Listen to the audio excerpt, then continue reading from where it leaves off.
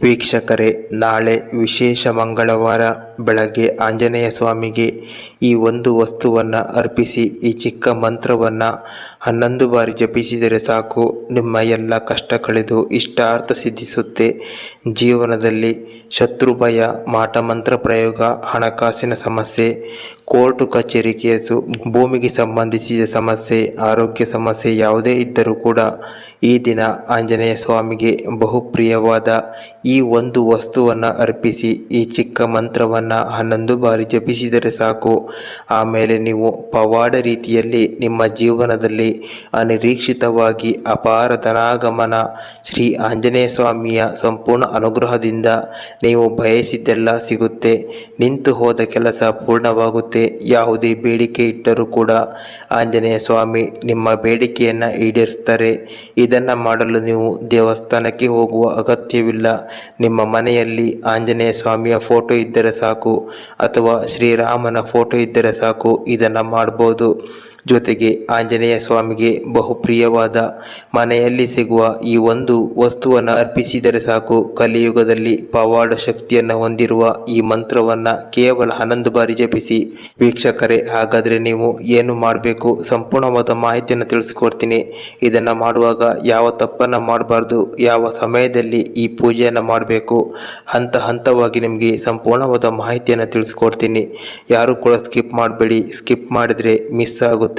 ಪ್ರತಿಯೊಬ್ಬರು ಕೊನೆ ತನಕ ನೋಡಿ. ಅದೇ ರೀತಿಯಾಗಿ ನೀವು ಆಂಜನೇಯ ಸ್ವಾಮಿಯ ಭಕ್ತರಾಗಿದ್ದರೆ ಈ ಕೂಡಲೇ ವಿಡಿಯೋವನ್ನು ಲೈಕ್ ಮಾಡಿ, ಕಮೆಂಟ್ ಬಾಕ್ಸ್ನಲ್ಲಿ ಜೈ ವಾಯುಪುತ್ರ ಹನುಮಾನ್ ಅಂತ ಕಮೆಂಟ್ ಮಾಡಿ ಭಗವಂತನಿಗೆ ಕೃತಜ್ಞತೆಯನ್ನು ಸಲ್ಲಿಸಿ. ವೀಕ್ಷಕರೇ, ನಾಳೆ ಬೆಳಗ್ಗೆ ಸ್ನಾನ ಮಾಡಿ ಈ ಪೂಜೆಯನ್ನು ನೀವು ಮಾಡಬೇಕು. ಇದು ತುಂಬ ಸರಳ ಮತ್ತು ಚಮತ್ಕಾರಿ ಫಲಿತಾಂಶವನ್ನು ನೀಡುತ್ತದೆ. ಈ ರೀತಿಯಾಗಿ ಪೂಜೆ ಮಾಡುವುದರಿಂದ ಆಂಜನೇಯ ಸ್ವಾಮಿ ಸಂಪೂರ್ಣವಾಗಿ ನಿಮಗೆ ಅನುಗ್ರಹಿಸ್ತಾರೆ. ವಿಶೇಷವಾಗಿ ಮಂಗಳವಾರದ ದಿನ ನೀವು ಇದನ್ನು ಪ್ರಾರಂಭ ಮಾಡುವುದರಿಂದ ನಿಮ್ಮ ಕಷ್ಟ ಎಲ್ಲ ಕಳೆದು ಇಷ್ಟಾರ್ಥ ಸಿದ್ಧಿಸುತ್ತೆ.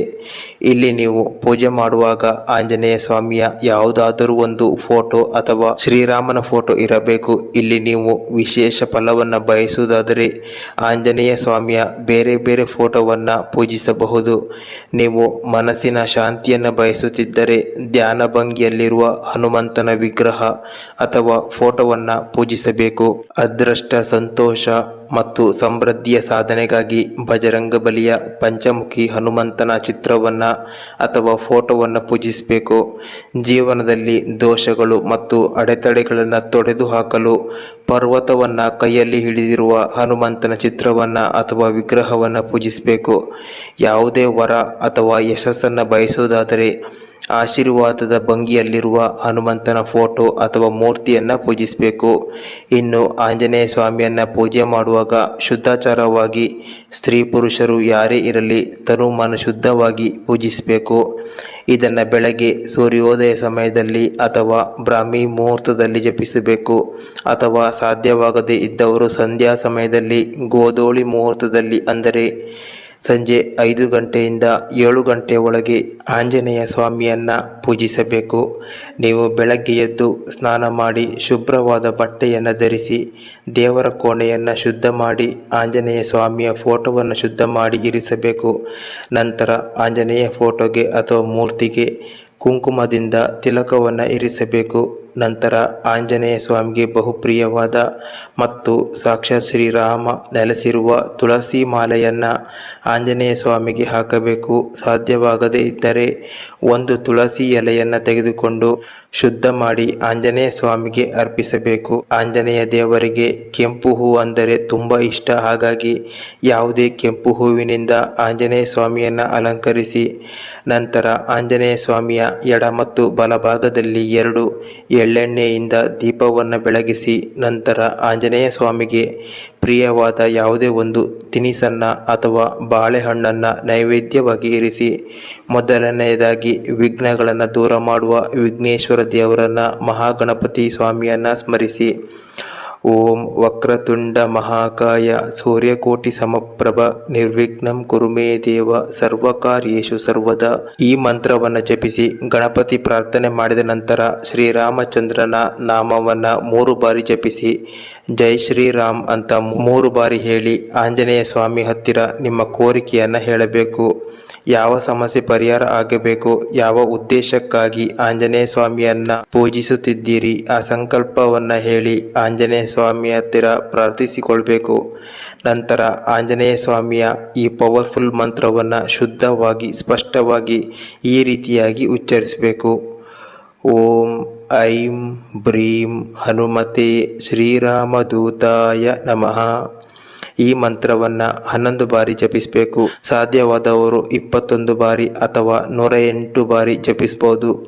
ಇಷ್ಟು ಮಾಡಿದ ನಂತರ ಕರ್ಪೂರದಿಂದ ದೇವರಿಗೆ ಆರತಿಯನ್ನು ಬೆಳಗಿಸಿ ಇದನ್ನು ವೀಕ್ಷಕರೇ 5 ಮಂಗಳವಾರದವರೆಗೆ ಮಾಡಬೇಕು. ಅಂದರೆ ಪ್ರತಿ ಮಂಗಳವಾರ ಇದೇ ರೀತಿಯಾಗಿ ಮಾಡಿ 5 ಮಂಗಳವಾರದ ಒಳಗೆ ನಿಮ್ಮ ಯಾವುದೇ ಸಂಕಲ್ಪ ಇದ್ದರೂ ಯಾವುದೇ ಕೋರಿಕೆ ಇದ್ದರೂ ಅದು ಈಡೇರುತ್ತದೆ. ಸ್ವಾಮಿ ಅನುಗ್ರಹಿಸ್ತಾನೆ.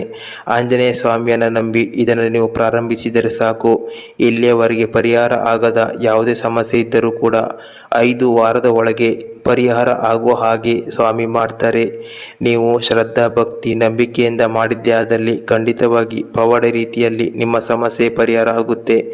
ಇದನ್ನು ಮಾಡ್ತಾ ಇದ್ದಂತೆ ನಿಮ್ಮ ಕಷ್ಟಗಳು, ಹಣಕಾಸಿನ ಸಮಸ್ಯೆ ದಿನದಿಂದ ದಿನಕ್ಕೆ ಕಡಿಮೆಯಾಗುತ್ತಾ ಬರುತ್ತೆ. ನೀವು ಮಾಡುವಂಥ ಉದ್ಯೋಗ ವ್ಯಾಪಾರದಲ್ಲಿ ಅಭಿವೃದ್ಧಿಯನ್ನು ನೋಡ್ತೀರಿ. ಸುಖಮಯ ಜೀವನ ನಿಮ್ಮದಾಗುತ್ತೆ. ನಿಮ್ಮನ್ನು ಕಾಡುತ್ತಿದ್ದ ದುರದೃಷ್ಟ ಗ್ರಹಚಾರ ದೋಷ ದೂರವಾಗಿ ಅದೃಷ್ಟ ಲಕ್ಷ್ಮಿ ಸ್ಥಿರವಾಗಿ ನಿಮ್ಮ ಮನೆಯಲ್ಲಿ ನೆಲೆಸ್ತಾಳೆ. ಆಂಜನೇಯ ಸ್ವಾಮಿ ಸಂಪೂರ್ಣ ಅನುಗ್ರಹಿಸ್ತಾರೆ. ಜೊತೆಗೆ ನಿಮ್ಮ ಮನೆಯಲ್ಲಿ ನಿಮ್ಮ ಕುಟುಂಬಕ್ಕೆ ಸಂಪೂರ್ಣ ರಕ್ಷಣೆಯನ್ನ ಒದಗಿಸ್ತಾರೆ. ಜೊತೆಗೆ ನಿಮ್ಮ ಪ್ರಶ್ನೆ ಸಮಸ್ಯೆ ಯಾವುದೇ ಇದ್ದರೂ ಯಾವುದೇ ಬೇಡಿಕೆ ಇದ್ದರೂ ಕೂಡ ಈ ರೀತಿಯಾಗಿ ಪೂಜೆ ಮಾಡಿ ಆಂಜನೇಯ ಸ್ವಾಮಿ ಅನುಗ್ರಹವನ್ನ ಪಡ್ಕೊಳ್ಬಹುದು.